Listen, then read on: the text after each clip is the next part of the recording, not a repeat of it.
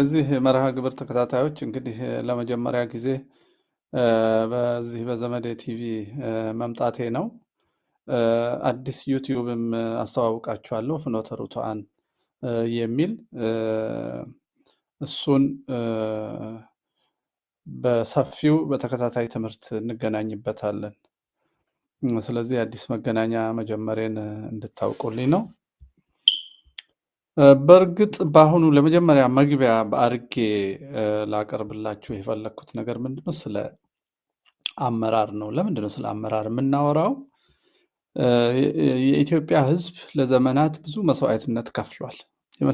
የመስዋዕትነቱን ፍሬ ደግሞ ያገኘበት በመልካም ያገኘባቸው ጊዜዎች ነበሩ። በተቃራኒው ደግሞ ከተሰዋ በኋላ መስዋዕትነት ከከፈለ በኋላ መስዋዕትነቱ ለመከራው ምክንያት የሆነበትም ጊዜ አለ። ደክሞ ደክሞ ሲያበቃ በመሪዎች መልካም አለመሆን ምክንያት መስዋዕትነቱን ለጥፋት የሆነበት ጊዜም ዘመንም ነበረ። ይሄንን ሁኔታ እንዳይቀጥል ከተፈለገ መነጋገር አለብን በሚል ስለ አመራር ላወራ መጣሁ ማለት ነው። ይሄን ሳወራ በቀጥታ አሁን የሀገሪቷን እየመሩ ያሉ የተለያዩ ትግሎችን እየመሩ ያሉ የተለያዩ ድርጅቶችን እየመሩ ያሉ ሰዎች ራሳቸውን እንዲያዩበት ነው። በተቻለኝ መጠን በሚቀጥሉት 2-3 ክፍሎች ወደ ኢትዮጵያዊ ምሳሌዎች አምጥቼ አሁን አመራር ላይ ያሉትን ከቤተ መንግስት እስከ ጫካ ያሉትን ሰዎች አንዳንድ ወይንም ስማቸውን ሳልጠራ ጠባዮችን እያነሳው ጥቅምና ጉዳታቸውን አሳያለሁ። ይሄን ለምንድን ነው የማደርገው? ዓላማው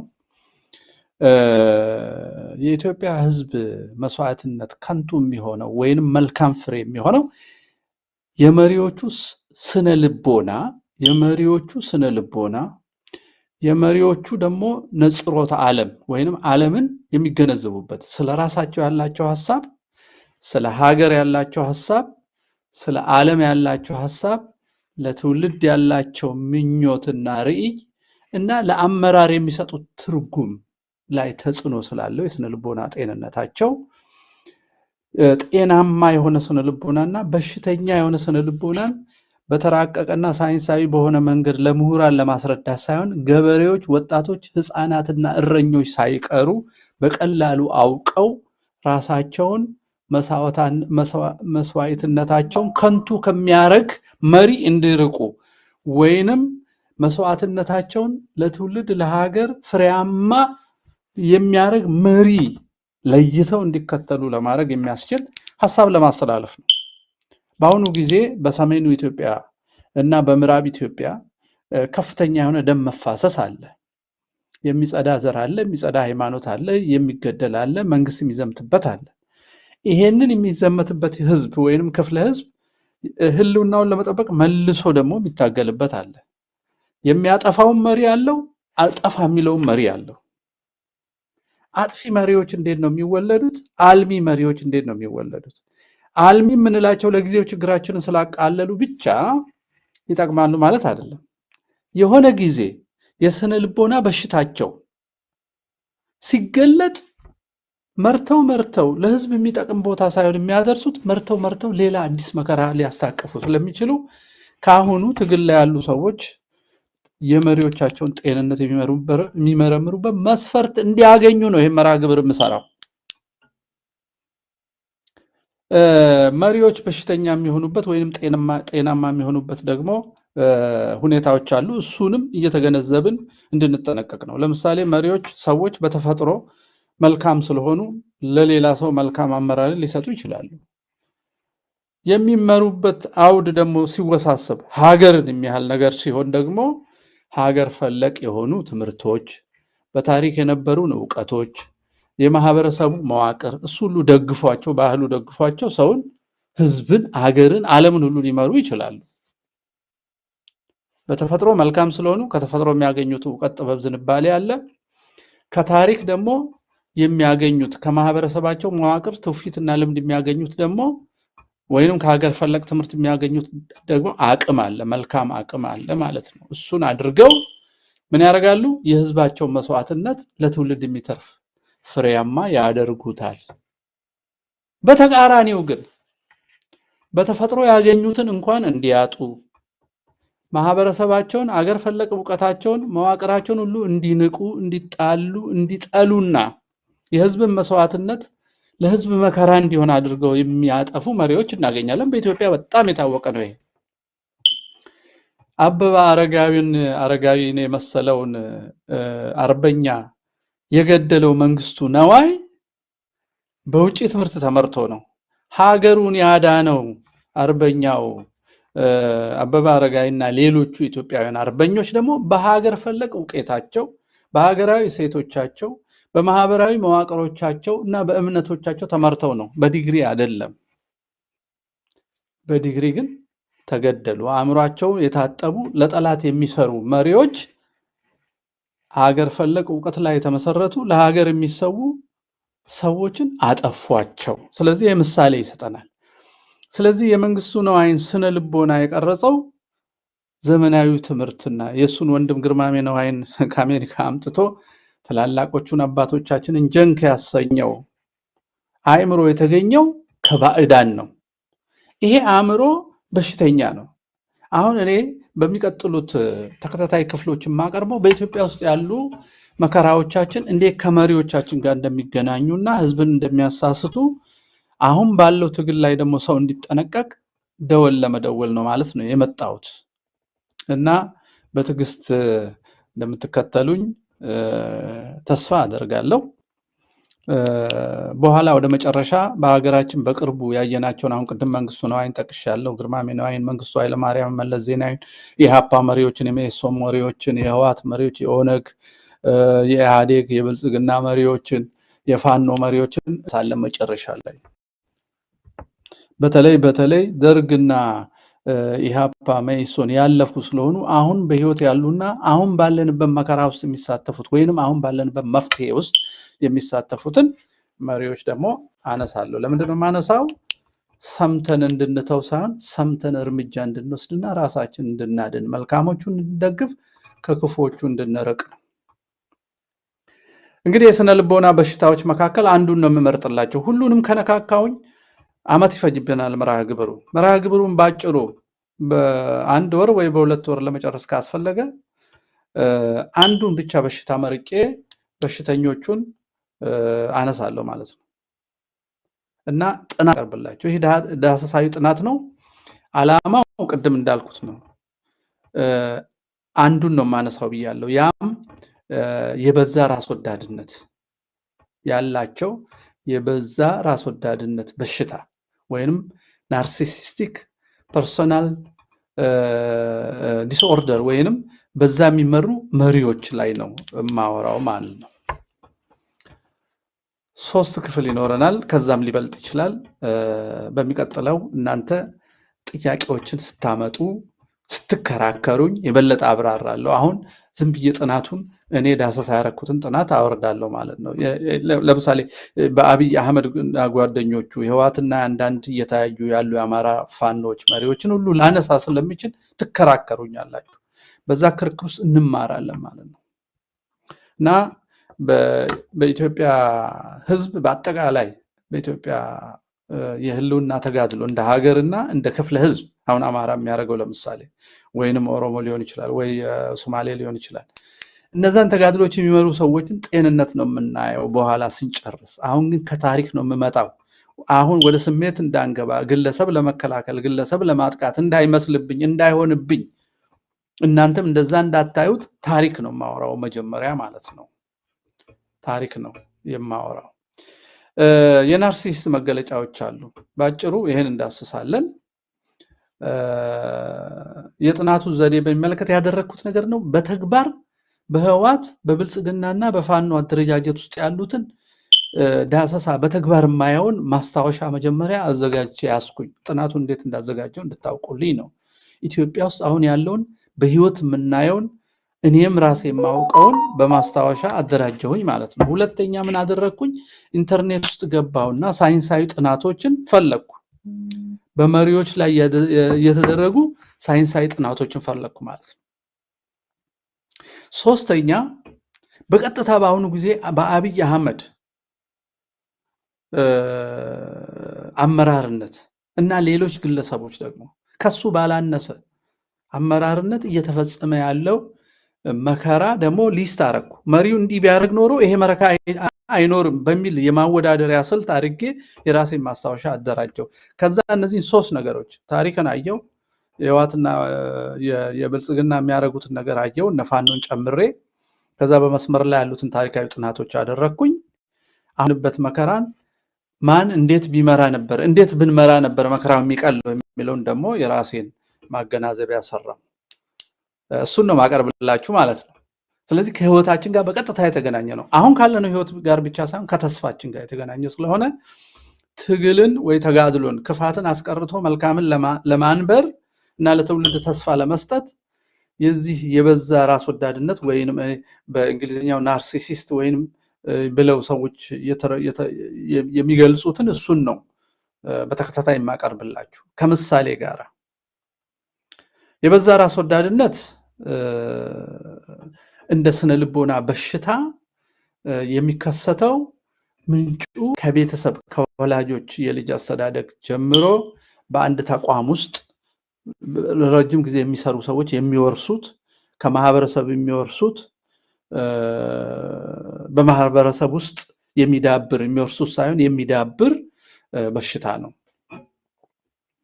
እነዚህ በሽተኛ ሰዎች በየደረጃው ወደ መሪነት ሲመጡ የቤተሰብ መሪ ሲሆኑ፣ የመስሪያ ቤት መሪ ሲሆኑ፣ የአንድ ማህበረሰብ መሪ ሲሆኑና የሀገር መሪ ሲሆኑ ወይንም የጦር ጀነራል ሲሆኑ የሚያሳዩአቸው ጠባዮች አሉ። እነዛን ጠባዮች ከታሪክ እያመጣን ዛሬ ኢትዮጵያ ውስጥ እየተፈጸመ ካለው መከራ አንፃር የመንግስትንም ይሁን መንግስትን የሚቃወሙ አካላትን የሚመሩ ሰዎችን ስነ ልቦና እንድትመረምሩ ነው አድማጮቼ ማለት ነው። ምርመራው ለአካዳሚክ ኤክሰርሳይዝ ወይንም ክፍል ውስጥ ተማሪዎች ተምሮ ፈተና ለማለፍ ኤክስ እና ራይት ለማግኘት እንደሚማሩ ትምህርት አይነት አይደለም። ይሄን ማረገው እኔ ዛሬ አስበን ዛሬ እርምጃ እንድንወስድ ነው። በትክክል አስበን በክፉ ሁኔታ ውስጥ እንዳንሳተፍ፣ መልካምን ደግሞ እንዳንጎዳ፣ ከመልካም ጋር ሳንተባበር እንዳንቀር እንደ መስፈርት እንድንጠቀምበት ነው ይሄንን ማቀርበው እንጂ አካዳሚክ ኤክሰርሳይዝ አይደለም ወይንም የክፍል ትምህርት አይደለም። ይሄ እንደዛ ከሆነ የምትከታተሉኝ ማስታወሻ እየያዛችሁ በቀጥታ ጥያቄዎችን ማቅረብ፣ አስተያየት መስጠት፣ በሚቀጥለው የጥያቄዎችን ሁሉ ሰብስቤ በደንብ በተጠና መልኩ ለመመለስ ሞክራለሁ። እንደዛ ነው ማህበረሰባችን ላይ ለውጥ ማምጣት የምንችለው። እስቲ በሽታው የሚገለጥባቸውን ትናንሽ ነገሮች ዋና ምልክቶች ላንሳ። 3 ምልክቶች ላንሳ። እኔ ምልክቶቹን ሳነሳ እናንተ የሚመሩንን ሰዎች በያላችሁበት አስቡ። በሰፈራችሁ የሚመሯችሁን፣ መንግስትን የሚመሩ ሰዎች፣ ቀበሌያችሁን የሚመሩ ሰዎች፣ ቤተሰባችሁን፣ አባታችሁና እናታችሁን፣ ፋኖ የሆናችሁ ደግሞ በየብርጌዳችሁ የሚመሯችሁን ሰዎች ወይ ላይ የፋኖን አጠቃላይ አስተባባሪ መሪዎች፣ የወረዳችሁ ላይ የሚመራችሁ ሰው ምን እንደሚሰራ እሱን አስቡ። የመሪዎቻችሁን ጠባይ ጤንነት ነው አሁን የምታስቡት። ስለዚህ 3 ነገር ነው። ናርሲሲስት ወይንም የበዛ ራስ ወዳድነት በሽታ ያለባቸው መሪዎች የሚያሳዩት 3 ጠባይ ነው። ይሄን አስምሩበት።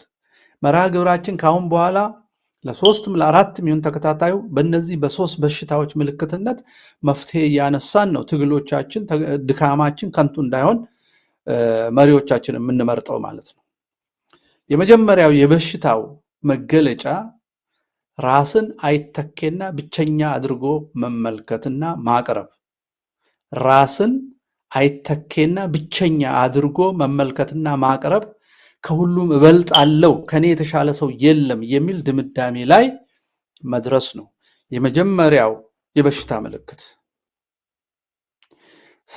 ስለ ዓለም፣ ስለ ሀገር፣ ስለ ራሳቸውና ስለ ሌሎች ሰዎች ያላቸው አመለካከት እንዲህ አይነት በሽታ እንዲይዛቸው ያደርጋል ከተሳሳቱ። ዓለምን የሚረዱበት መንገድ፣ ሀገርን የሚረዱበት መንገድ፣ ህዝብን የሚረዱበት መንገድ ከተሳሳተ ለራሳቸው የሚሰጡት ግምትም የተሳሳተ ይሆናል። በዚህ የተነሳ ራስን አይተኬ ብቸኛ አድርጎ መመልከት የመጀመሪያው የናርሲሲስት መሪዎች በሽታ መገለጫ ነው።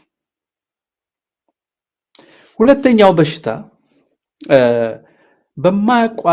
በማያቋርጥ ቋሚነት ባለው መልክ ትኩረት ለመሳብ፣ ልብ በሉ፣ በማያቋርጥ ቋሚነት ባለው መልክ ትኩረት ለመሳብና ለመደነቅ ቅድሚያ በመስጠት መጠመድ ነው። የበሽታው አንዱ ምልክት እሱ ነው። ሰው ሁሉ ስለዛ ሰው እንዲያስብ፣ ሰው ሁሉ ስለሱ እንዲጽፍ፣ ሰው ሁሉ ስለሱ ብቻ እንዲያዳምጥ፣ ሰው ሁሉ እሱን ብቻ እንዲያወራ፣ ሰው ሁሉ የሱ ስራ ብቻ ይበልጣል ብሎ እንዲያስብ ትኩረት ለመሳብ ማንኛውንም ነገር ማድረግ፣ ሪስክም ቢሆን መውሰድ፣ ሪስክም ቢሆን አደጋ ያለበት ነገር እንኳን ቢሆን መሳተፍ፣ ይሄ ትኩረት የመሳብ ለትኩረት ለመሳብ የሚደረገው ጥረት ከፍተኛ ይሆናል ማለት ነው። በዚህ ምክንያት ለትኩረት ሲባል በሀገርም በቤተሰብም በግለሰብም በማህበረሰብም ላይ አደጋ ሊያደርስ ይችላል። እንዲህ አይነት መሪ ትኩረት መሳብ ስለሚፈልግ፣ ይሄ ሁለተኛው የበሽታው ምልክት ነው። ሶስተኛው የበሽታው ምልክት የሌሎችን ህመም፣ የሌሎችን ስሜት፣ የሌሎችን መከራ፣ የሌሎችን ፍላጎትና የህልውና አደጋ ፈጽሞ አለመገንዘብ፣ ለመገንዘብ አለመፈለግ፣ በአጭሩ በሌላ ጫማ በሌላ ወንበር ተቀምጦ ማሰብ አለመቻል። ይሄ በሀገራችን በጣም የታወቀ ነው። ሰው ሞተ፣ ሰው አለቀ፣ ተራበ ሲባል ችግኝ ተክያለሁ የሚል መሪ ካገኘ የዛ በሽታ ምልክት ነው።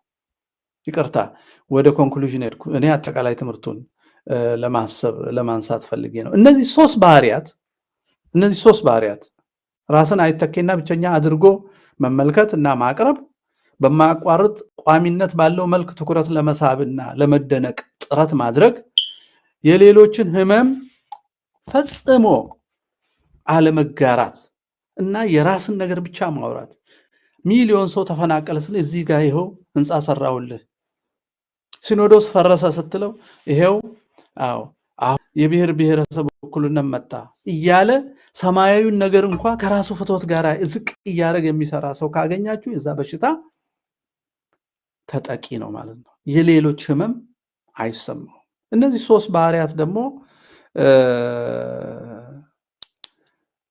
ሲንጸባረቁ የመሪው ከንግግር፣ ከድርጊት፣ ከአረማመድ፣ ከእጅ አወነጫጨፍ ቅድሚያ ከነገር ሁሉ ማወቅ እንችላለን። የመጀመሪያው የምናውቅባቸው ዘዴዎች በጣም በቀላሉ በህይወታችን አሁን እኛ ላይ ስለሚፈጸሙ ችግር የለውም እናየዋለን። ወደ 1 2 3 6 ወደ 7 ነጥቦችን ልናነሳ እንችላለን። ግን የበሽታውን ሶስቱ መገለጫዎች ዘርዘር አድርገን ለማየት የመጀመሪያው ሰውየው ስለራሱ ሲያስብ ልዩ የታላቅነት ስሜት ይሰማዋል። የታላቅነት ስሜት ይሰማዋል እና እንዲህ አይነት መሪዎች ያሰቡትና የተመኙት ሁሉ እነሱ እንደግለሰብ ያሰቡትና የተመኙት ሁሉ ያለ ጥያቄና ያለ ተቀናቃኝ ለነርሱ ብቻ የሚገባቸው ይመስላችኋል። በኢትዮጵያ አይታችኋል። እኔ የምሰራው ወደፊት ይገባቸዋል። ላሊበላ ድሮ ሲሰራ ድንጋይ ይቀጠቅጣል ይሉት ነበረ። ግን ከብዙ ዘመናት በኋላ ይሄው ከስንት መቶ ዓመት ከስንት ዘመን በኋላ እኛ ራሱ እንደነቅበታለን የሚባል አነጋገሮችን ሰምታችሁ ይሆናል በኢትዮጵያ መሪዎች አንደበትና እኔ የምሰራው ትውልድ እንጂ እናንተ እዚህ ያሉት በሙሉ አይገባችሁም። ይሄ ምንድነው? ልዩ የታላቅነት ስሜት ወይንም ግራንዲዮሲቲ የምንለው ማለት ነው። በእንግሊዝኛው ግራንዲዮሲቲ ይሉታል።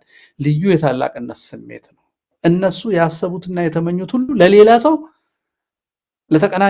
ለተቀናቃኝ ሰውና ለሌላ ሰው ግልጽ አይደለም፣ የነሱ ረቂቅ ነው ብለው ያስባሉ። እዚህ ውስጥ ምን እናያለን? ትዕቢተኞችና ብቸኛ ልዩ ክብር የሚገባቸው እንደሆኑ ለዛ ያ ደግሞ መብታቸው እንደሆነ እንዲያስቡ ያደርጋቸዋል። ይሄ በሽታ እነሱ የሚያስቡትን ሰው ነገር ሰው ስላልገባው ነው የሚያደምቀው የሚል ትዕቢት የማያደንቀው የሚል ትዕቢት አለባቸው። ለነሱ ደግሞ ልዩ ክብር እና እንክብካቤ እንደሚገባቸው ያም ደግሞ መብታቸው እንደሆነ ያምናሉ። ሰው ሊያሳምኑ ይሞክራሉ። ምክንያቱም ከላይ እንዳልነው ከሶስቱ በሽታዎች አንዱ አይተካነት አይደለም።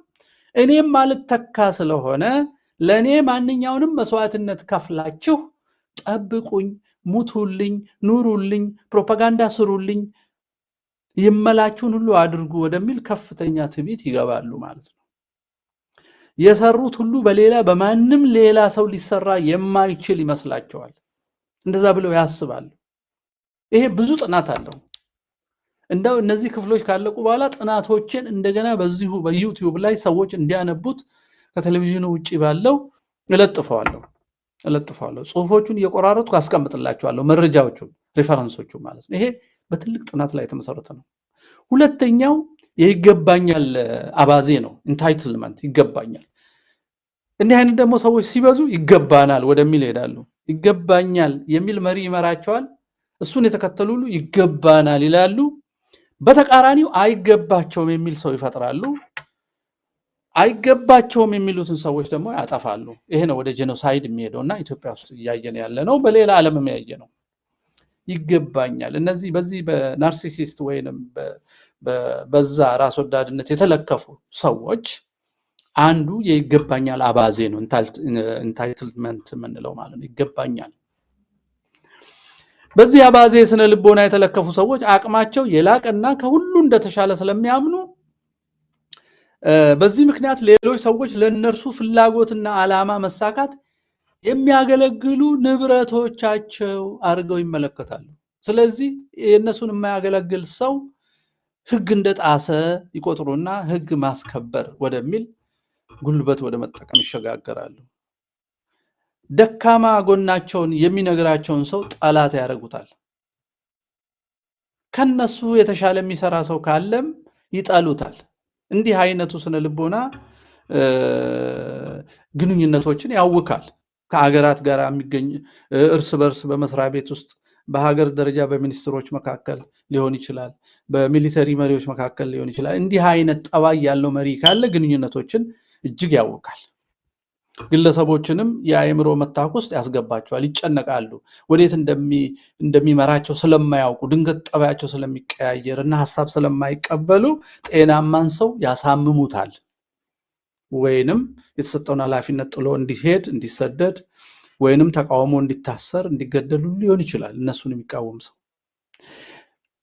ታላቅነትና ይገባኛል አባዜ የተጠናወታቸው ሰዎች ወይንም ናርሲሲስት የምንላቸው ሰዎች መሪ ሲሆኑ ከሁሉ የተሻለ መስጠት ችሎታ ያላቸውና እስካሁን የተገኘ ወይንም ውጤታማነት ሁሉ ያለ እነርሱ አመራር የማይታሰብ እነሱ ወደ መሪነት ከመምጣታቸው በፊት የነበሩ ነገስታት የሚሆኑ የሃይማኖትና የባህል መሪዎች የሚሆኑ ያስገኟቸው ውጤቶችን ሁሉ ያጣጥላሉ። ውጤት ከተገኘ የነሱ ነው። የነሱን ውጤት የሚያደበዝዝ ቀድሞ የነበረ ነገር ካለ ሁሉ ትክደለም። ለዚህ ነው አንዳንዴ ኢትዮጵያ ኦርቶዶክስ ተዋሕዶ ቤተክርስቲያንና እስልምና ይሄን ያህል ሺህ ዓመት ኖረዋል፣ ለምን ብልጽግና አላመጡም? እኔ አመጣለሁ። አሁን ይሄ ናርሲሲዝም ምልክቱ ግልጽ እየሆነ ይሄዳል ማለት ነው። ይህ ካልሆነ ይሄን ማረክ ካልቻሉ እነዚህ አይነት ሰዎች ምን ይሆናሉ? ደግሞ በሴረኞች የተከበቡ ስለሚመስላቸው እጅግ ጠርጣራ ናቸው። ስለሚጠራጠሩ እነዛን የጠረጠሯቸውን ሰዎች ዋጋ ለማርከስ፣ ለማዋረድ፣ ከሰው አእምሮ ከህዝብ አእምሮ ለማውጣት ብዙ ስራ ይሰራሉ። ሴረኛ ከቦኛል ሲሉ ራሳቸውም ሴረኛ ይሆኑና የሴራ አዙሪት ውስጥ ይኖራሉ። የሚያምኑት ሰው ያጣሉ፣ ቶሎ ቶሎ ይቀይራሉ። ኢቭን ጠባቂዎቻቸውን ይቀያይራሉ። ይጨንቃቸዋል።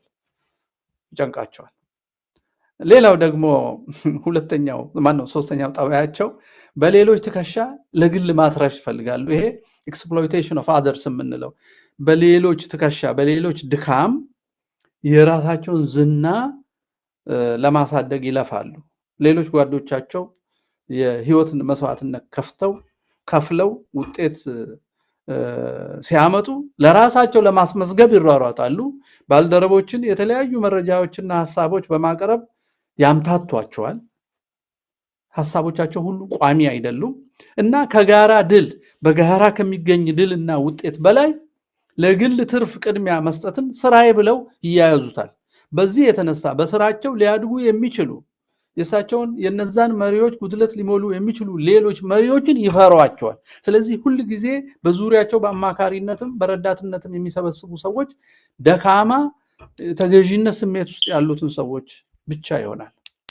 አሁን በኢትዮጵያ የምታዩት የሚሰበሰቡ ፓርላማ ውስጥ የሚሰበሰቡ ሰዎችን ጠቅላይ ሚኒስትሩን የሚመክሩ ሰዎችን ስታዩ ምን አይነት ሰዎች ናቸው? ከዚህ በፊት ኦነግ ውስጥ የነበሩ ሀረርጌና ከበደኖ እስከ አርባ ጉጉ ሰው ሲያሳርዱ የነበሩ ውሸት ተርከው ኦሮሞ ቀኝ ተገዝቶ ነው እንጂ ኦሮሚያ የሚባል ሀገር ነበር ብለው ውሸትን ስታቢልሽ አድርገው ሰው ያስጨፈጨፉ ያሉ ሐሰት ሐውልት የተከሉ እነዚህ ሰዎች የዛ ናርሲሲስት መሪ አማካሪ የሚሆኑበት ራሱ ጥናቱ ያንን ያሳያል። ይስባል፣ ደካሞችን ወንጀለኞችን ይስባል። ምክንያቱም ወንጀለኛ ሰው ወንጀሉ እንዳይወጣበት የላኛውን መሪ ይዞ ሁሌ ፍትህን ያዛባ ለመኖር ይፈልጋልና ነው። ፍትህ እንዲሰፍን አይፈልግም ወንጀለኛ ሰው። አምስተኛ ይመስለኛል ሂስን አይቀበሉም። ክሪቲሲዝም ወይንም ስተታቸውን ነግሮ የሚያሳድጋቸውን ሰው አይፈልጉም። ሂስን ይመክታሉ። ሂስን መመከት አንዱ ጠባያቸው ነው። በሌሎች ትከሻ ማትረፍ ጠባያቸው ነው። ሂስን መመከትም ጠባያቸው። ሂስ ይሄ ጎሎብሃል አይባል። አሉታዊ ተግባራቸው ላይ የሚሰነዘር ማንኛውም ግብረ መልስ አይዋጥላቸውም። ትችት ሲያጋጥማቸው አድምጠው ከመማርና ከመለወጥ ይልቅ በተቃራኒ ራሳቸውን በማንኛውም መንገድ በመከላከል አንዳንዴ ወደ ኃይል አማራጭም በማዘንበል ማንንም እንዳይገዳደራቸው ዙሪያ ያመቻቻሉ። በኋላ ምሳሌ አምጣ ብትልኝ በእኛ መንግስት ላይ የምናየውን ወይንም በፋኖች እነዚህ መሰብሰብ ያቃታቸው የአንዳንድ ፋኖችን ብናይ ወይንም ኦነጎች መሃል ሸኔ ኦነግ የመከፋፈላቸውን ብናይ እነዚህ መሪዎች ውስጥ ናርሲሲስቶች እናያለን። አሁን ታየ ደንዳ የታሰረበትና የተፈታበትን ሁኔታ ብናይ እናያለን። ስለዚህ በህይወት የምናየው ነገር ነው። ሌላው ጠባያቸው ምንድነው የሚያደርጉት? በጣም የሚያስደነግጥ ነው። ሂስን ከመመከት ቀጥሎ ያላቸውን ጠባይ የማይገባ ግብታዊ አካሄዶችን ይሞክራሉ። አንዳንዴ ከተሳካ እውነትም ታላቅ ያደርጋቸዋል። ግብታዊ ለሰው ያላማከሩት ድንገተኛ ነገር ሊያደርጉ ይችላሉ። ወደ አደጋም ሊወስድ ይችላል። ግን በአጋጣሚ ከተሳካ ያንን ራስ ወዳድነት ስሜታቸውና አይተኬነታቸውን ከፍ ያደርግላቸዋል። ናርሲሲስት ስነ ልቦና ያላቸው መሪዎች ይሄው ነው። በቅጡ ያልተጠና ሌሎች ያልመከሩበት በዘለቄታዊነት ከፍተኛ ኪሳራ ሊያስከትል የሚችል ውሳኔና እርምጃ ይወስዳሉ። ሀገራችንን እያሰባችሁ የውሳኔያቸው ውጤት ለራሳቸው ስልጣን፣ ዝናና ለሌሎች ጥቅሞቻቸው እስከዋለ ድረስ ሀገርን እንኳ ቢሆን አጥፍተው በጣም የሚያስደነግጥ ነው። ሀገርን ከማጥፋት የማይመለሱ ናቸው። ጓደኞቻቸውን ከማጥፋት ማህበረሰባት ከሀገር ዓላማ በላይ ያን ዝናቸውን ስለሚፈልጉት ማለት ነው። እና በማህበረሰብና በሀገር ዓላማ ላይ የሚያስከትለውን ችግር ለማጤን ፈቃደኛ አይደሉም። ሌላኛው ጠባቸው ቻርም እንደ ማኒፑሌሽን የሚሉት ሰውን አጓግቶ ስቦ ማጭበርበር። እንዳውም የአብይ አህመድ መጽሐፍ ይሄ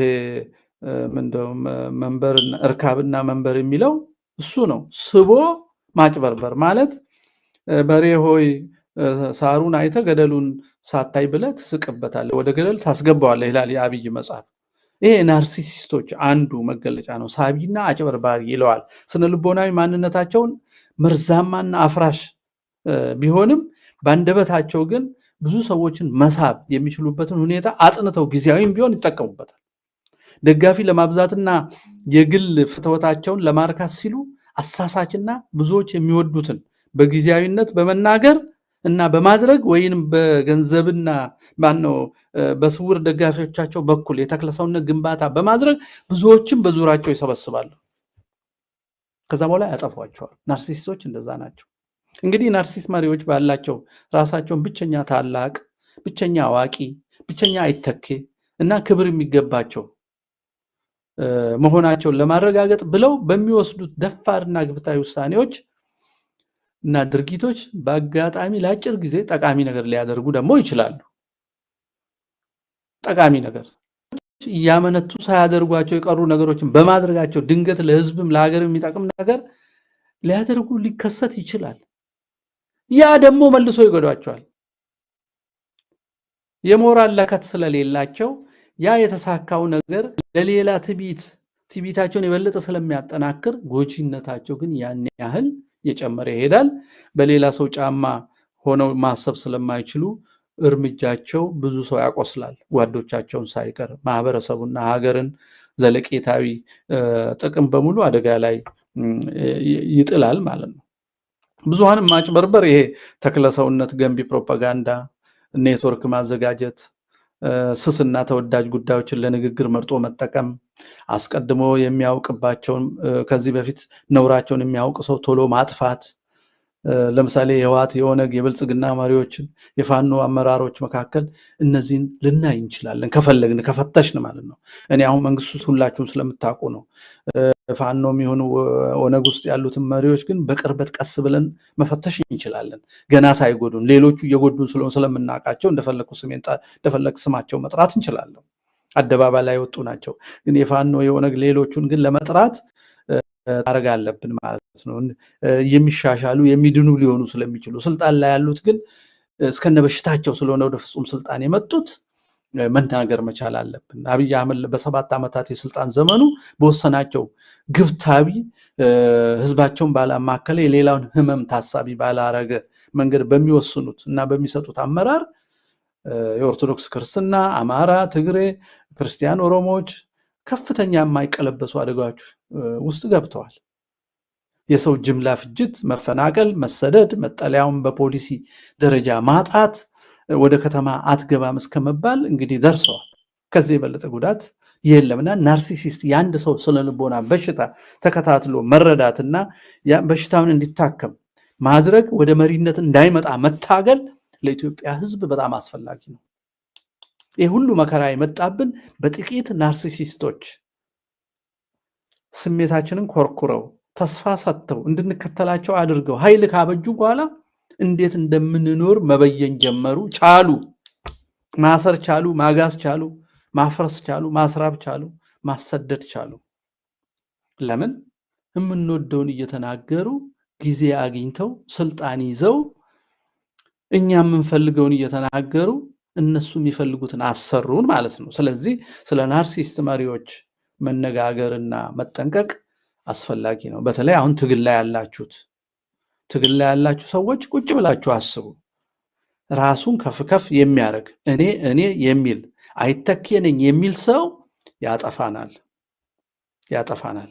በሃይማኖትም ብትሄዱ ይሄው ነው። የሰማይና የምድር ፈጣሪ ኢየሱስ ክርስቶስ እንኳ እግር ሲያጥብ ነበር። የባህሪው ስለሆነ ታላቅነቱን፣ ጌትነቱን፣ ንጉስነቱን መደበቅ አይችልም፣ ሊክድ አይችልም። ራሱ አምላክ አይዋሽምና እግራቸውን አጠባያችሁ አለ። እናንተ መምህርና ጌታ ትሉኛላችሁ፣ ነኝና እውነት ነው፣ እውነት ትላላችሁ። ነገር ግን እግራችሁን አጠብኩ አለ። አሁን ተመልከቱ፣ ታላቅነትን ከትህትና አዋሃደ። በስራ ታላቅነቱ ታወቀ። በባህሪው ታላቅ ነው። በእኛ ስጋ ስለተገለጠ ስጋ ደካማ ስለሆነ ስላላወቅ ነው። ያን የማናውቀውን የሱን ደግሞ መለኮታዊ ባህሪ ከፍታ ከስጋ ጋር በመዋሃዱ ስጋ ራሱ ከፍ አለ። ነገር ግን የስጋ ስራ ትህትና ደካማነት ስለሆነ ደግሞ እሱን ሰራ። መሪዎች እንደሱ ነው መሆን ያለበት። ውስጣቸው ዕውቀት አለ፣ ውስጣቸው ፍቅር አለ፣ ውስጣቸው ለህዝብ መኖር አለ፣ ውስጣቸው ሰማዕትነት መስዋዕትነት አለ። ሌላውንም ያከብራሉ። ልክ እንደነሱ ሌሎቹም ለመስዋዕትነት የቀረቡ ስለሆኑ ውስጣቸው ያለውን ጸጋ ይፈልጋሉ እንጂ የኔ ጸጋ የኔ ዕውቀት ከሁላችሁ ይበልጣል አይተኬ ነኝ ልክ ሲል በሽተኛ ነው ያ ሰው። በሽታውን በትክክል ማወቅ ይቻላል። ስለዚህ በበሽተኛ መመራት ራስንም ሀገርንም ያጠፋል። ይሄም በትክክል ማሰብ አለባችሁ ታጋዮች፣ የትም ያላችሁ መንግስት ውስጥ ያላችሁም ሰዎች በናርሲሲስት መመራት ካላቆማችሁ ሀገራችሁን በምንም መልኩ ወደፊት መውሰድ አትችሉም። ሞት ሊቀር አይችልም፣ ስደት ሊቀር አይችልም። የምትመኙት ብልጽግና የተባለው የቁስ እድገት እንኳን ሊገኝ አይችልም። ሰው እየጠፋ ቁስ ሊሰበሰብ አይችልም። እና ስለ ናርሲሲስት በደንብ ከዓለም ታሪክ ጀምሬ አሁን ደግሞ የሀገራችንን ስናወራ ስሜታዊ ስለምንሆን ከአሁኑ ህይወት ጋር ስለሚቆራኝ ማመዛዘን አተን ወደ መከላከል ዘመዳችን ከሆነ ያበሽተኛ ወደ መከላከል አእምሯችን እንዳያዘነብልብን አርቄ ከታሪክ ልጀምር። የዓለም ታሪክና በናርሲሲስት መሪዎች ምክንያት በተፈጠሩ አስቀያሚና አሰቃቂ ኩነቶችና ውጤቶቻቸው እሱን ስናነሳ የኛን ጉድ እናያለን ማለት ነው። ዓለም በዚህ የተሞላ ነው። ጥቂት ታዋቂ መሪዎችን በማንሳት ይሄንን ማሳየት ይችላል ማለት ነው። ግንዛቤያችን ይሰፋና ዛሬ እጃችን ላይ ያሉ መሪዎቻችንን ወይ እናከማቸዋለን ወይ አንመራም ብለን እናስወግዳቸዋለን ማለት ነው። ሀገራችን ኢትዮጵያ እንግዲህ ከሚያማቅቋት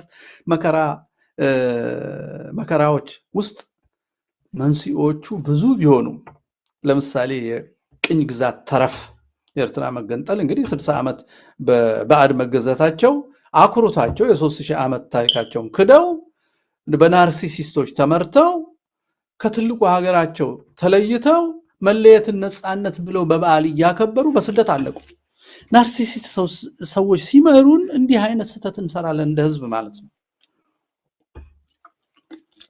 ይህ እንዳይቀጥል ነው ይሄን የምናወራውና ከኛ አርቀን ከሌላ ዓለም እናያለንና እያየን እንመጣለን። ለምሳሌ ይሄ ናርሲሲስቶች ትችት አይፈልጉም፣ ሞራል የላቸውም፣ ሃይማኖት የላቸውም። ሃይማኖት አለን ካሉ ለማስመሰል ነው፣ ሰው እንዲከተላቸው። ቅድም እንዳልኳችሁ ስቦ ምን ማድረግ ነው? ስቦ ማጥፋት፣ ስቦ ማጭበርበር የሚሉት ነገር አላቸው።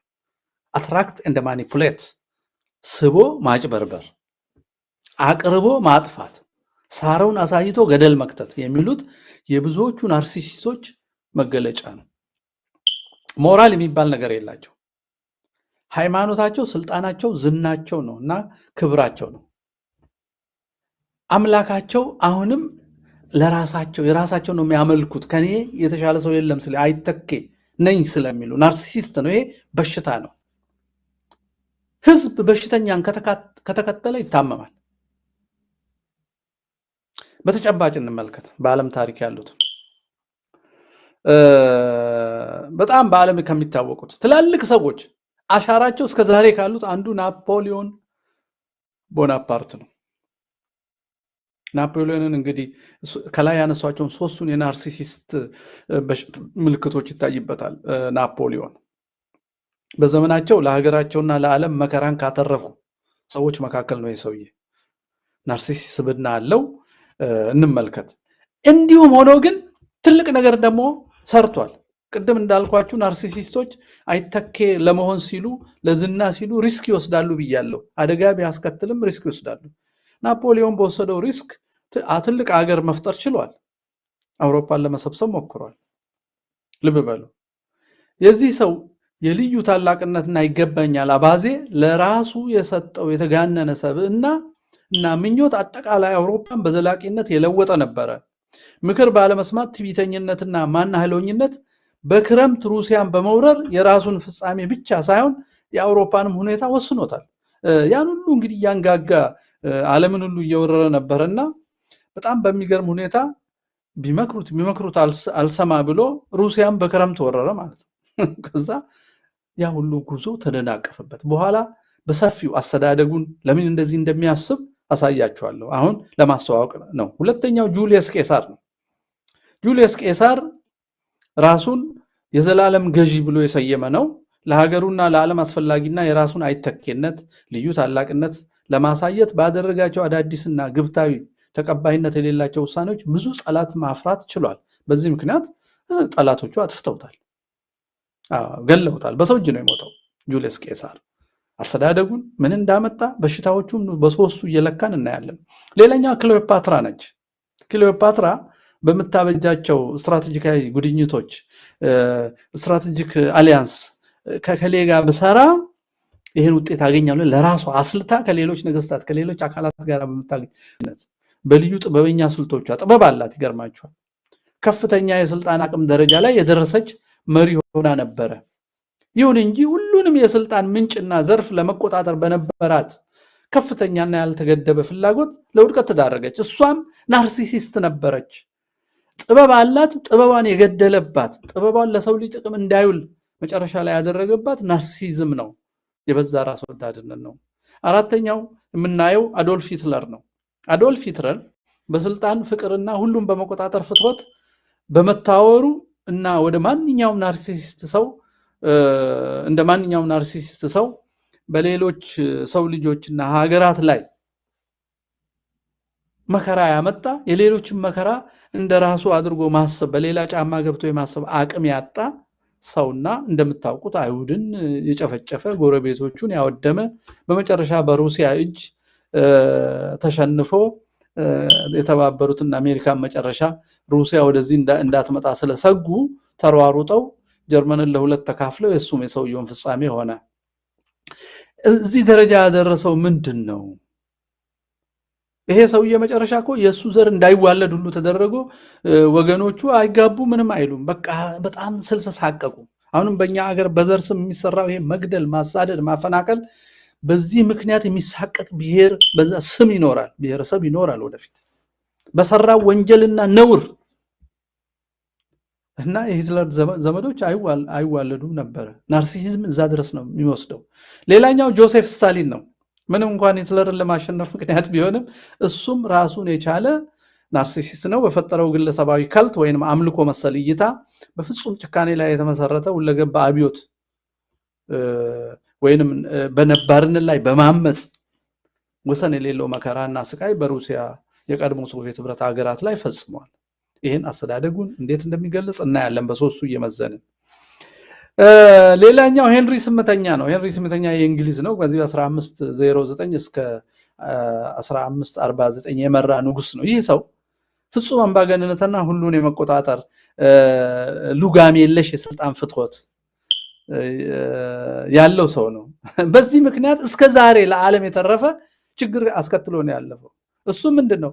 ሁለተኛ ሚስት ለማግባት ሲል የካቶሊክ ቤተክርስቲያን ስትከለክለው አንግሊካል ቸርች ለሚስቱ ለፍትወቱ ለዝሙቱ ሲል ሃይማኖት የፈጠረ ቤተክርስቲያንን የከፈለ ያው እነሱ ቤተክርስቲያን የሚሉትን የካቶሊክን የከፈለ ናርሲሲስት ነው። ስለዚህ ናርሲሲስቶች አሻራቸው በጣም ከባድ ነው።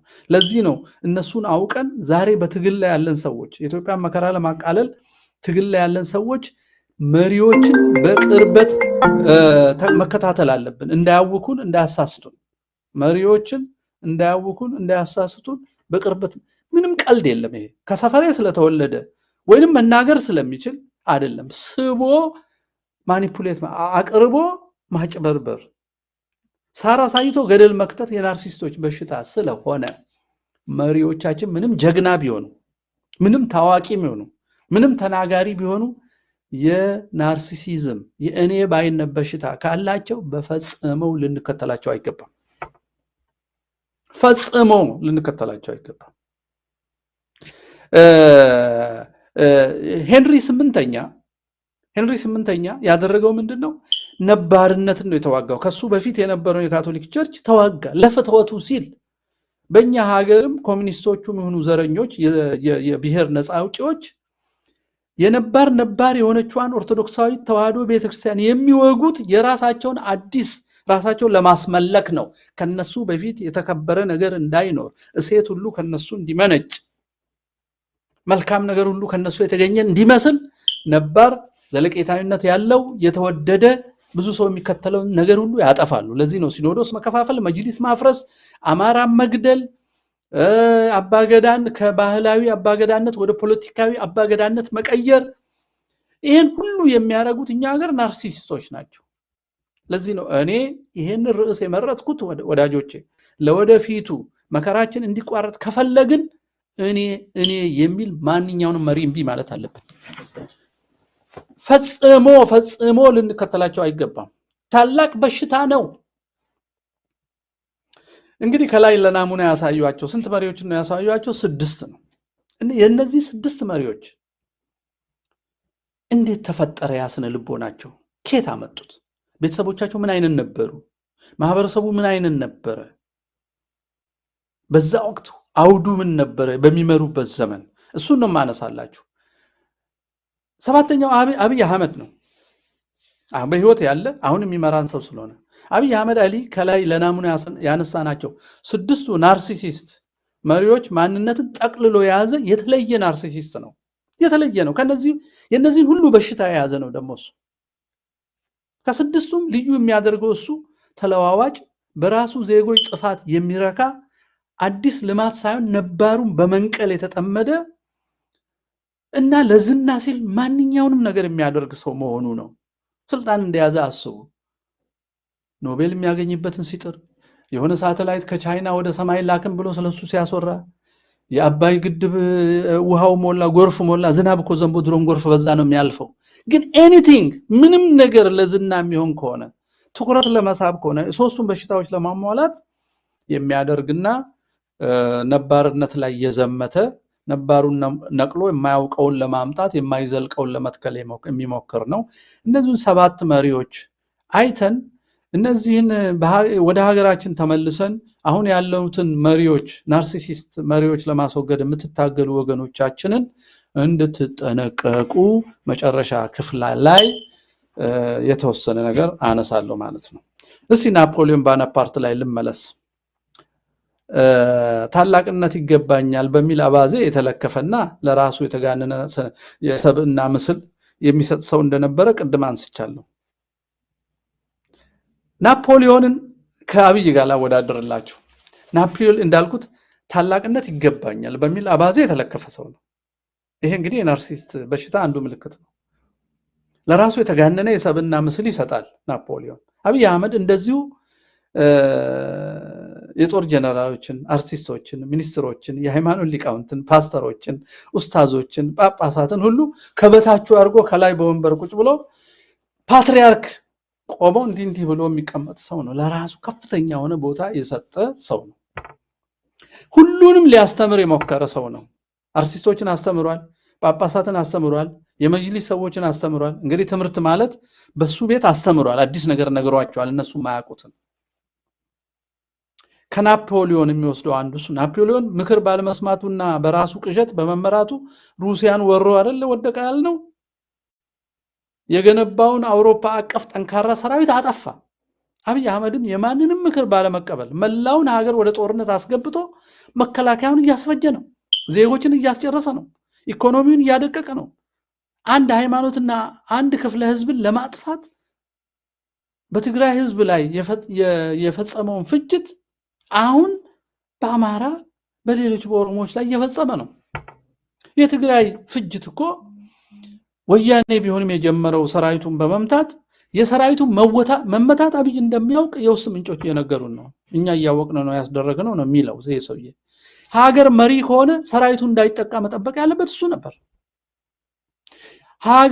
የሀገር መሪ ከሆነ የትግራይ ወጣት ለህዋት ብሎ የራሱን ጎረቤቶችና ሀገሩን እንዲወጋ መልሶ ደግሞ ለትግራይ ህዝብ መከራ እንዲጋብዝ መፍቀድ አልነበረበትም። ነገር ግን ለዚህ ሁሉ ዝና ፍለጋ ይሄን ሁሉ ፈቀደ። መጨረሻ ህዝቡ ሬዚስት አድርጎ ጦርነቱን ሊያሸንፍ ሲል ደግሞ ድሉ ለሱ እንዲሆን የሆነ ጫካ ሄዶ ፎቶ ተነስቶ ዘመተ አስባለ። የናፖሊዮን ቦናፓርት አንዱን በሽታ አሳየን። ጁልየስ ቄሳርን በሽታ እኒና ከኛ ባለስልጣን ጋር እናወዳድረው። ራሱን የዘላለም ገዢ አድርጎ ነበረ ጁልየስ ቄሳር የሚመድበው። ያኔ ክርስትናን ለማጥፋት ሞክሯል። ሮምን አቃጥሎ ያደረገውን በታሪክ ስለምታውቁት እዚህ ጋር አልደግምም። የራሱን ከተማ ነው ያቃጠለው ጁልየስ ቄሳር። ራሱን ደግሞ መቼውንም ከስልጣን የማይለቅ ሰው አድርጎ ነው እና አብይ አህመድም ለዘላለም ብቸኛ ንጉስ ከሱ ውጪ የሚከበር ሰው እንዳይኖር የማሰቡ ምልክት በስልጣን ፍቶት የነደደ ሰው መሆኑን የምታውቁት የ100 ሺዎችን መኖሪያ ቤት እያፈረሰ ቤተ መንግስት ይገነባል። በብድር መግደያ አምጥቶ ህዝብ ይጨፈጭፋል። ይሄ የጁልየስ ቄሳር ጠባይ ነው። ናርሲሲዝም አንዱ ይሄ ነው። የዘላለም ገዢ ጁልየስ ቄሳር ራሱን የዘላለም ገዢ ብሎ እንደሰየመው አብይ አህመድም የዘላለም ገዢ ብቸኛ ተደማጭ ለመሆን ለጥምቀትም መግለጫ፣ ለመስቀልም መግለጫ፣ ለኢድም መግለጫ የሚሰጠው ራሱ ነው። ከሃይማኖት አባቶች የበለጠ መስሎ ለመቅረብ ረጅም ጽሑፍ አዘጋጅቶ ይቀርባል ለበዓላት። ሰው አለቀብኝ፣ ሰው ተሰደደብኝ፣ ሀገር ተወረረብኝ፣ ሰው አንድ የነበረው ህዝብ ተከፋፈለብኝ፣ እንዴት አንድ ላድርግ ለሚለው ጊዜ የለውም። በብልጭ ልጁ ላይ ጊዜ ያጸፋል። ስለዚህ ይሄ ለዘላለም የመንገስ ዝንባሌ ነው። ጁልየስ ቄሳርን ተመልከቱ። ይሄ ሰውዬ ራሱን አይተኬነት ለማጽናት ባደረገው ጥረት ብዙ ጠላቶች አፍርቶ ነው የሞተው ብለናል።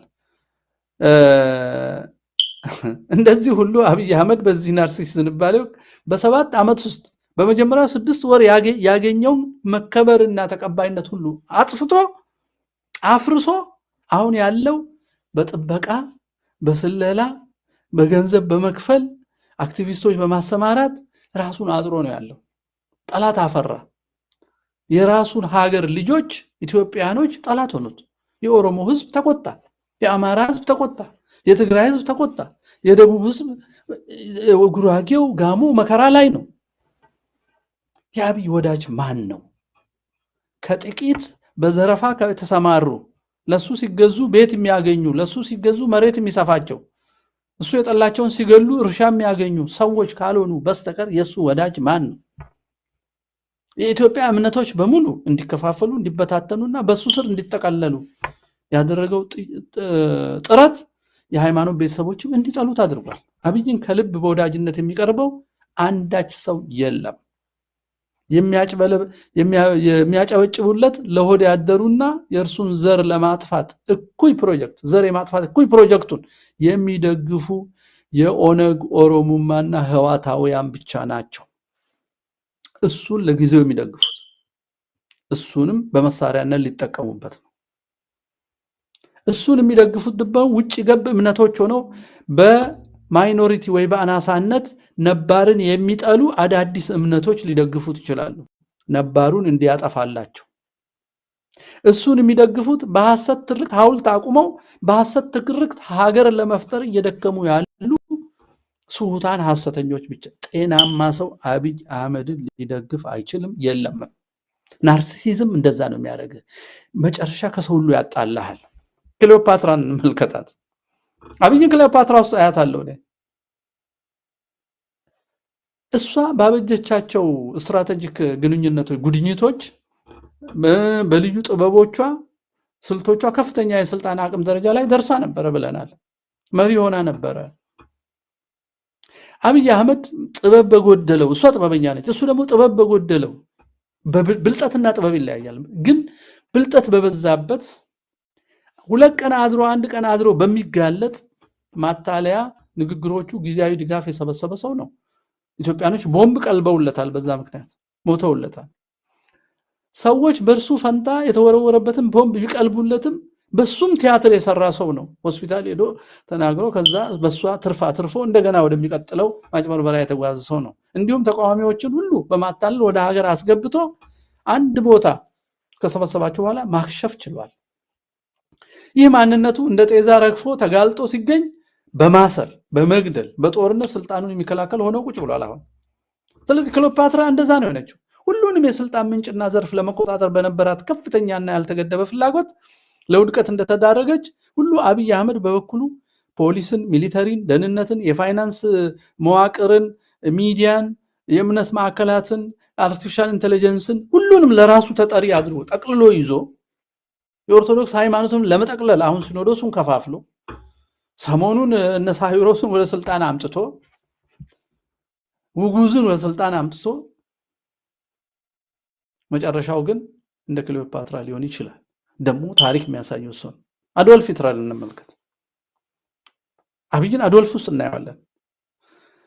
በስልጣን ፍቅርና ሁሉም በመቆጣጠር ፍትወት በመታወሩና በሌሎች የሰው ልጆች ተገብቶ ማሰብ ባለመቻሉ የሌሎች ምክራ የማያሳምሙት ሰው በመሆኑ ምክንያት በሰው ልጅ ታሪክ የጨለማ ዘመን፣ የደም ዘመን፣ የእልቂት ዘመን፣ የፍጹም ዘረኝነት ዘመን የሚባለውን ዘመን መትከል የቻለ ነው ሂትለር። ሂትለር ግን በመጨረሻም በገዛ እጁ ራሱን አጠፋ። ለምን? ይሄም መከራ። ምክንያቱም ብልጠት ለጊዜው ሰው ማንቀሳቀስና ማስከተል ከፍቅር ጋራ ከተነጣጠለ በብልጠት ከተበከለ እኔ ነኝ በሚሉ ናርሲሲስቶች ከተመራ ማንኛውም ትግል ይከሽፋል። ለዚህ ነው እኔ ናርሲሲስት መሪ አትከተሉ ለታጋዮች እላለሁ። የትም ላላችሁ ታጋዮች ናርሲሲስት ምልክት ያላችሁበት መሪ የትግል ጠላት ነው።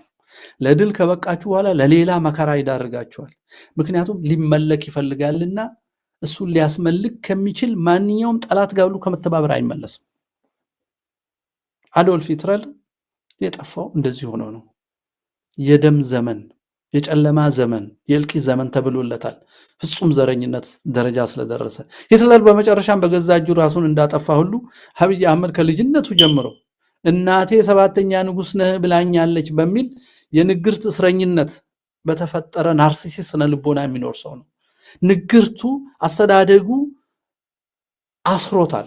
በናርሲሲዝም ውስጥ አስሮት ንጉስ ነኝ ባጠፋም ነኝ፣ እኔ ደግሞ አላጠፋም፣ ባጠፋም ትክክል ነኝ፣ ሰው ሞተ አለቀ ስትሉ እዛ ላይ ችግኝ ተክላለሁ ግን እኔ ትክክል ነኝ የሚል ከፍተኛ ደዌ ውስጥ ያለ ሰው መሆኑን በንግግሮቹ እናውቃለን። ስለዚህ አብይ አህመድ በኢትዮጵያ ህዋትና ኦነግ ኦሮሞማ ባሰመሩለት መስመር ውስጥ ስለተወለደና ያደገው ብቸኛ ተሰሚ፣ ብቸኛ አዋቂ፣ ብቸኛ የእሴትና የፍትህ ትርጉም ምንጭ ለመሆን የኢትዮጵያ ኦርቶዶክስ ተዋሕዶ ቤተክርስቲያንና አማራን ማጽዳት ከልቡ ላይ የተተከለ በሽታው ነው። ናርሲሲስቶች የማያውቁትን ከነሱ የረቀቀባቸውን ነገር ሁሉ ካላጠፉ እንቅልፍ አይወስዳቸው። ሂትለር ብሉይ ኪዳን የሚባል መጽሐፍ ያላቸው አይሁዶች መቋቋም አቃተው። መጽሐፍ አላቸው፣ ነቢያት አላቸው፣ ታሪክ አላቸው፣ ዳዊትና ሰለሞንን የመሰሉ ነገስታት አሏቸው። ስለዚህ መቋቋም ሲያቅተው ምን አለ? እንዳውም ብሉይ ኪዳንን አያስፈልገንም ብሎ ኢየሱስ ራሱ በገሊላ የተወለደ ጀርመናዊ እንጂ የአይሁድ ዘር አይደለም ብሎ ነባር ነገርን ቀንና ሌሊት ወቅሮ ከጀርመን ህዝብ አእምሮ ለማስወጣት የሞከረ ሰው ነው። አብይ አህመድም ከኦሮሞ ህዝብ ከኢትዮጵያ ህዝብ አእምሮ ኦርቶዶክስን ለማውጣት የአማራነት እሴቶችን ማውጣት ለዛ ሲል ይኸው ሀገሪቷን ችግር ውስጥ ከቷል። ኢትዮጵያን በትኖና ትናንሽ በጎሳ ሀገራትን ለመፍጠር ታላቅ ኦሮሚያ እስከ ቀይ ባህር የተዘረጋች ከዛ ኢስት አፍሪካን የምትገዛ ይሄ እንግዲህ እነ ኦነግ ሲነግሩት ያደገው ነው። እናቱ ትነግዛለህ ብለዋለች። በዚህ በኩል ኦነግ ደግሞ እኛ ትልቅ ነን ብሎታል። ለራሱ ያስቀመጠውን ትግል በኦሮሞ በኩል ለማግኘት ያንኑ እነ ኦነግ ያስቀመጡትን ነገር እንደ ሃይማኖት ያዘው ማለት ነው። ራሱ አምላክ ነው፣ የኦነግ ትምህርት ቀኖና ነው። በዚህ መንገድ ሁለቱም ተቋማት በተለይ ህዋትና ኦነግ በናርሲሲስቶች ነው ሲመሩ የኖሩት። የነዚህ ናርሲሲስቶች ጋብቻ አሁን የሚመራንን ሌላ በሽተኛ ወለደልን ማለት ነው። እናቱ አሳምማ አሳደገችው፣ ፓርቲዎቹ የበለጠ በሽታ ጨመሩለት። ከዛ ኢትዮጵያ ህዝብ የመከራ የሰቆቃ የስደት የሐዘን የለቅሶ አደረገ። ጆሴፍ ስታሊን እንመልከተውና አብይን እዛው ስንፈልገው በፈጠረው ግለሰባዊ ከልት ጆሴፍ ስታሊን አምልኮ መሰል እይታ ስለነበረው በፍጹም ጭካኔ ላይ የተመሰረተው ለገባ አብዮት አፈንድቶ በጆርጂያ በሩሲያ በዙሪያው የሶቪየት ህብረት አካል የነበሩ ሀገራት ውስጥ ያለውን ነባር ማንነቶች ለማጥፋት ሲል ሰውን ወደ ሳይቤሪያ እስር ቤት ያግዝ ነበረ። ሰዎች መከራ ያሳድር ነበረ። ከሱ በፊት ያለውን ታሪክ ሁሉ ያጠለሽ ነበረ። አብይ አህመድን ተመልከቱት። አብይ ብቻ አይደለም የህዋት መሪዎችንም ተመልክቷቸው፣ ሌሎቹም የዘር መሪዎች ተመልከቱ። ከነሱ በፊት የነበረው ነገር ሁሉ ትክክል አይደለም አጼዎቹ ብለው ይጽፉላል። አዲስ ነገር መስራት ግን አይችሉም። መሳደብ ነው የሚችሉት፣ ማጠልሸት ነው የሚችሉት። አዲስ ነገር መስራት የሚችሉት ቢኖር ነባርነትን መንቀል ብቻ ነው። አዲስ ነገር ከተከሉ ደግሞ የተዋሱት ነው። ከሀገር እሴትና ማንነት ጋራ የማይሄድ ዘለቄታዊነት የሌለው ብልጭልጭነት ያለውና ለነሱ ዝና ሊሰጥ የሚችል አዲስ ነገር አምጥቶ መትከል ነው። የማይበቅል አርቲፊሻል ዘንባባ መትከል ስነ ልቦናቸውን ያሳያል። ለምድር ወገብ ቅርብ የሆነች ግማሽ ዓመት ዝናብ የሚዘንብባት የተከሉበትን ሁሉ የምታበቅል ሀገር ውስጥ አርቲፊሻል ዘንባባ ላስቲክ ከውጪ አምጥተ መትከልህ የስነ ልቦናውን በሽታ ያሳያል። በራስ አለመተማመንን ያሳያል። በዚህ መሰረት ምን እያደረጉ ነው? አሁን በዚህ የናቢጅ ግሩፕ ልክ እንደ ስታሊን ኦሮሞማ የሚባል ከእስልምናም ከክርስትናም የሚበልጥ ነገር አለ ብለዋል። ኩሽ የሚባል ሴም የሚባል ዲቪዥን ፈጥረዋል። ግራንድ ናሬሽን ብለው አዲስ ትርክት እንፈጥራለን ብለው መደመር የሚባል መጽሐፍ ጽፈዋል። ለኢትዮጵያ ባዕድ የሆነውን ነገር በሙሉ አዘጋጅቷልና ስታሊንን እዚህ ውስጥ እናያለን።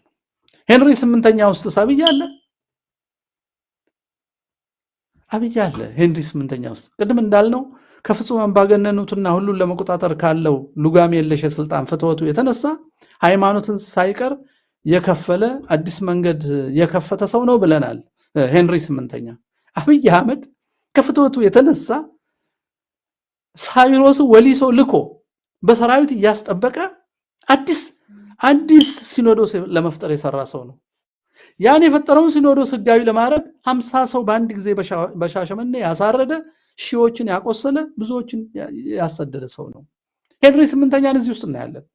ለራሱ ፍትወት ሲል ሃይማኖትን እንኳ አዲስ ሃይማኖት የፈጠረ አንግሊካል ቸርችን የራሱን ፍትወት ለማጽናት ሲል አባገዳ ከረዩን በጥይት ደብድቦ የገደለ፣ ለኔ ሐሳብ ካልተገዛ ትሞታለህ ነው።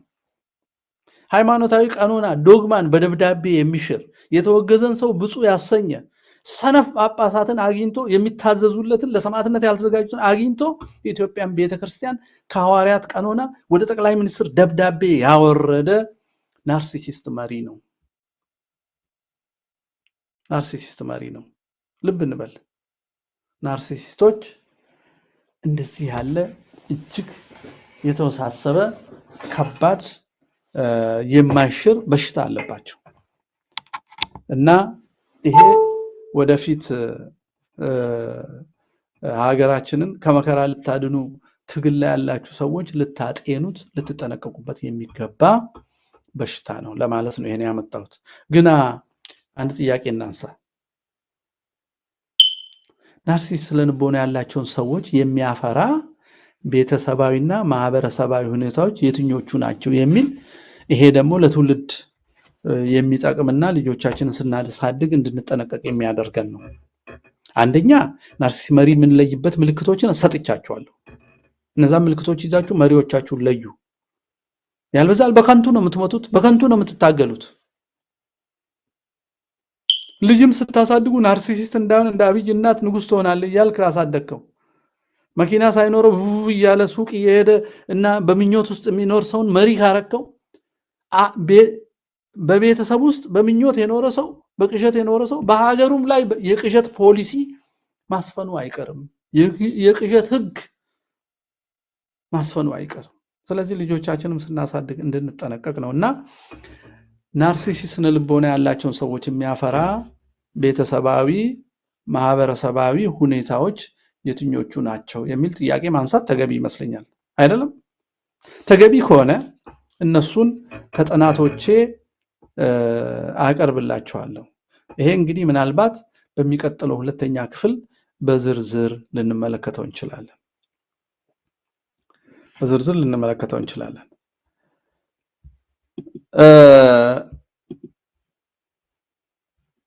ምን አይነት ማህበረሰብ ነው የሚያስገኛቸው ነው ያልኩትና እስቲ እሱን እንመልከት። ለናርሲሲስት ሰብዕና መፈጠር ብዙውን ጊዜ ምክንያት ተደርገው በስነ ልቦና ሊቃውንትም ተመራማሪዎችም የሚጠቀሰው በህፃንነት ዘመን ተጋላጭ የሆኑበት የቤተሰብ ሁኔታ አንዱ ነው። በዛ በለጋነት ዘመናቸው ደግሞ ተጋላጭ የሆኑበት የማህበረሰቡ ሁኔታ የፖለቲካ ሁኔታ ሊሆን ይችላል። በማህበረሰብ መካከል ያለው መስተጋብር ሊሆን ይችላል። እና ደግሞ እነዛ ልጆች የተማሩበት ትምህርት ቤት እና የትምህርቱ ይዘት፣ የእናትና አባት ጠባይ እና ተጽዕኖ፣ እነዚህ ሁኔታዎች ሁሉ በዛ በሰው ሰብዕና ላይ አሻራ ያሳርፋሉ።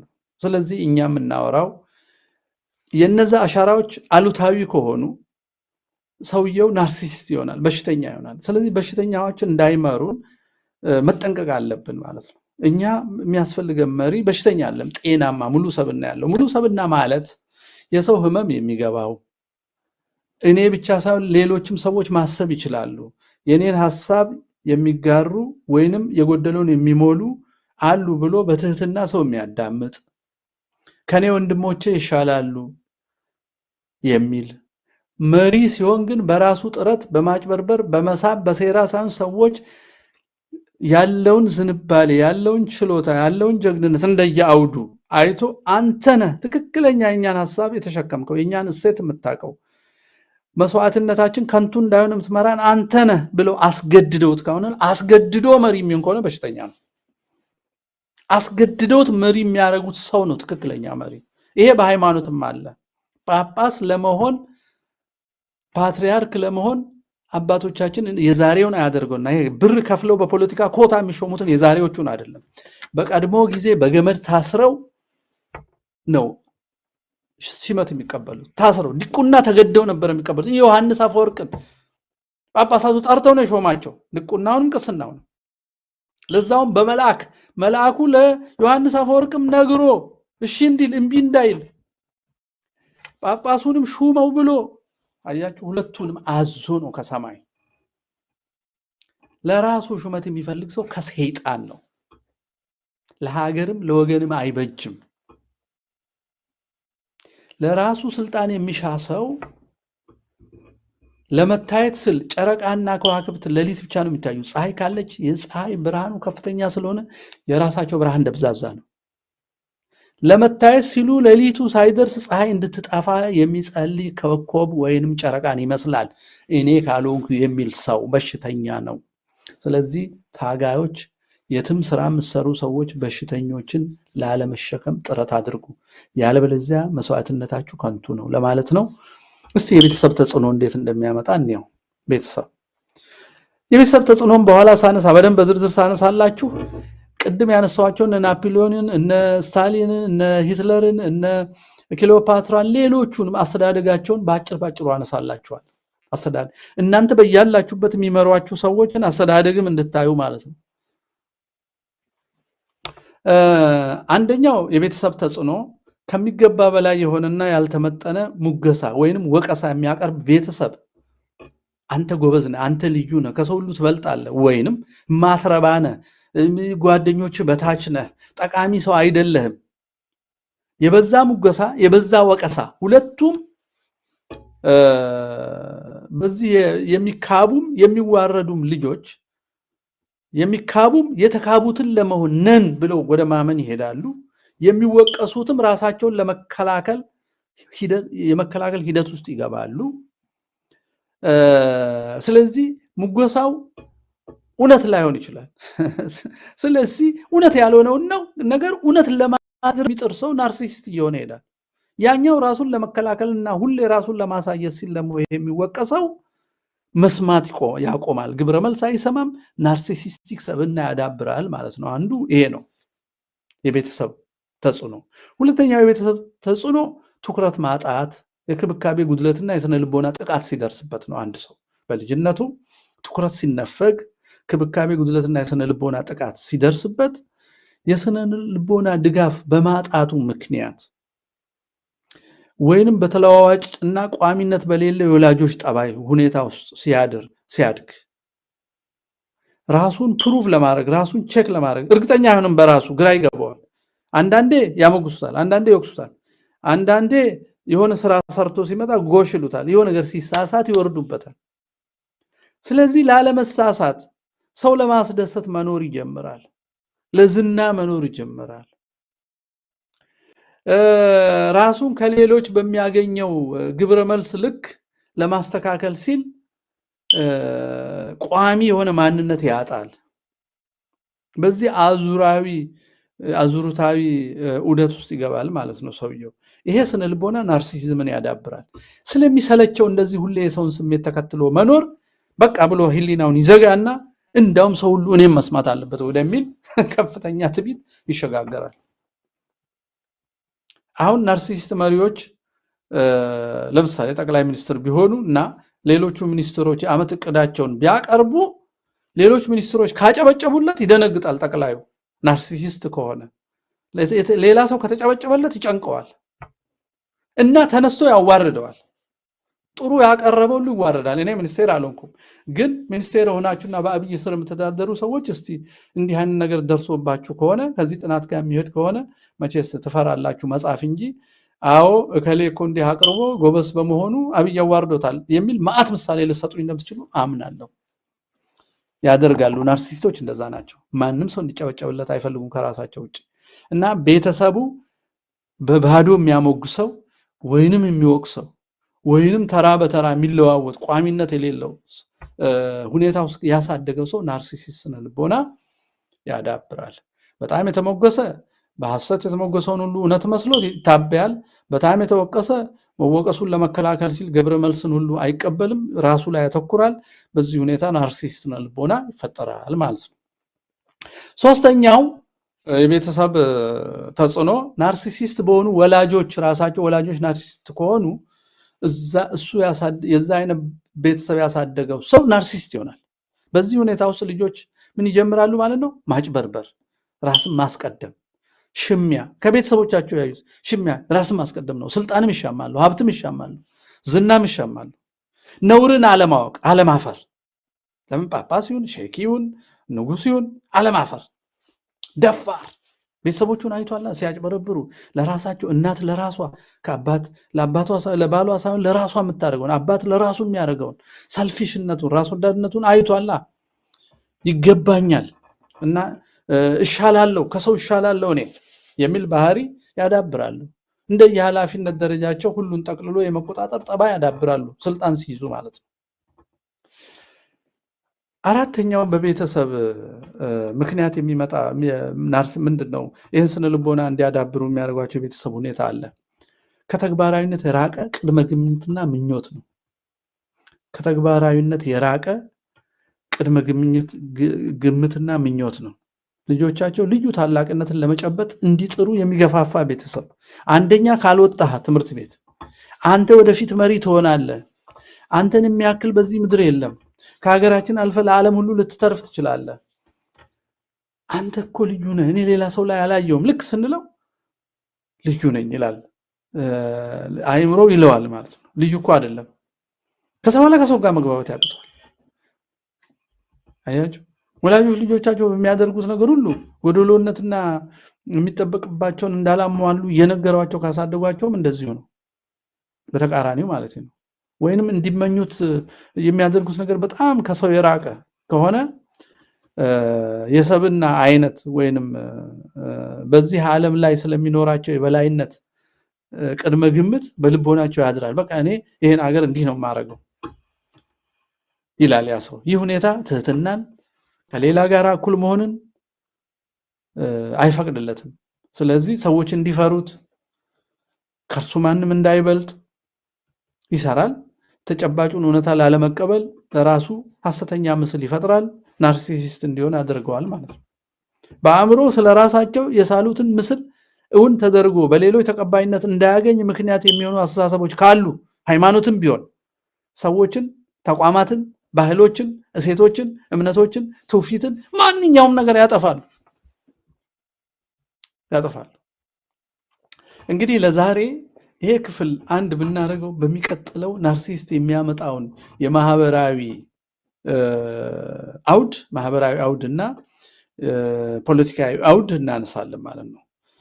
እሱን አንስተን ወደ ቅድም ወደ አነሳናቸው ታላላቅ መሪዎች እንመለስና የት ተወለዱ፣ ምን ተማሩ፣ እንዴት አደጉ፣ ለምን ናርሲሲስት ሆኑ፣ ቤተሰባቸው ምን አይነት ነበር፣ ማህበረሰባቸው ምን አይነት ነበር፣ ምን አይነት ፖለቲካል አውድ ውስጥ ነው ያደጉትና ናርሲሲስት ሆኑ የሚለውን እናያለን።